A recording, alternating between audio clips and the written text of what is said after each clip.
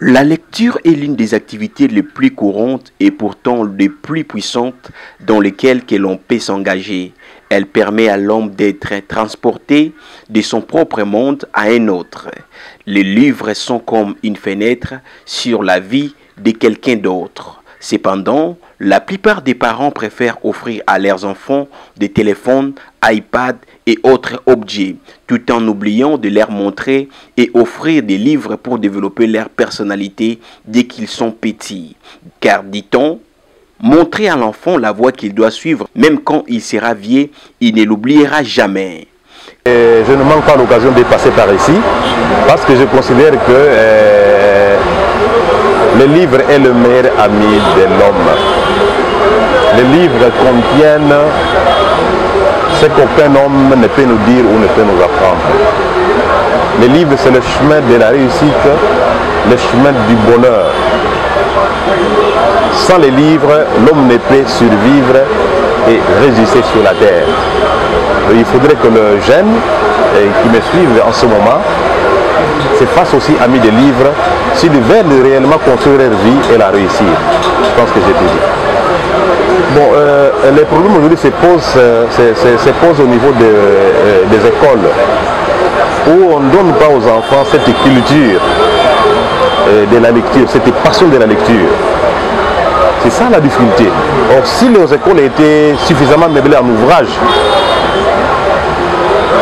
une petite contrainte pouvait être donnée aux enfants, comme de faire de lire un ouvrage par mois. Mais nos écoles sont ce qu'elles sont aujourd'hui.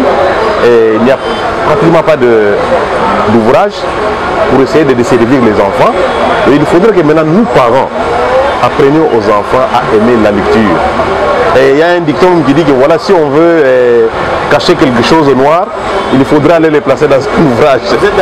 Quant à la jeunesse, dès leur réveil, ils sont scotchés sur WhatsApp, Instagram, Facebook, TikTok et autres réseaux sociaux qui leur rendent insensibles à la lecture. Peu de jeunes fréquentent des bibliothèques ou la librairie pour la lecture ou l'achat d'un ouvrage. M'intéresse, il y a le savoir.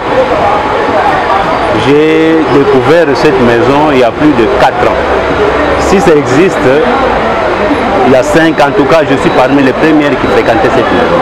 Et j'ai trouvé que vraiment ça importe de fréquenter cette maison. En tout cas, je ne dépasse pas 4 ou 5 jours sans passer par ici. Et toutefois, quand j'y entre, je sors toujours avec un meilleur. Donc vraiment, la maison, je la fréquente. Vraiment, c'est le mal que j'ai toujours décrié, téléphone. Vous trouverez même un jeune qui entre dans le bus, dans le taxi, la première chose qu'il va faire, ouvrir son téléphone. Mais quand vous arrivez chez lui, il ne lit pas. Peut-être il y a certains d'autres, vous trouverez dans ça que la Bible, mais la Bible seule ne suffit pas. Bien que c'est parmi les livres que vous devez posséder. Mais en tout cas, lire, il faut s'ouvrir dans presque beaucoup de domaines. Tel que je vois ici, il y a presque tous les domaines. Psychologie, philosophie, la culture se trouve dans cette maison. Alors, pour notre pays, de plus en plus ça disparaît. Oui, pour notre pays, vraiment, c'est malheureux. Il y a des gens qui se donnent beaucoup plus aux boutiques, aux magasins d'habillement, alimentation, mais les livres, mon cher, vous oubliez. Nous n'en avons pas assez à Kinshasa, ceux qui vendent les livres. Mais une chose vraie est que les livres que nous avons étudiés avec, ça commence à se disparaître. Et c'est vraiment tout un enseignement qui se perd. Donc il est question qu'on puisse les garder dans de telles librairies, vraiment c'est bon. Il faut que nous y fréquentons aussi. Voici quelques avantages de la lecture. Elle permet d'acquérir une compréhension plus profonde, elle améliore l'activité cérébrale, elle développe l'empathie, elle enrichit les vocabulaires plus étendus, la lecture développe les compétences littéraires, elle améliore la créativité, l'imagination et l'esprit critique. Les écoles et universités perdent de plus en plus leur vocation de gardiens de la lecture. Ceci se justifie par l'absence des bibliothèques, d'où les phénomènes plagiat, copier-coller et autres sont fréquents dans les écoles tout comme dans les universités.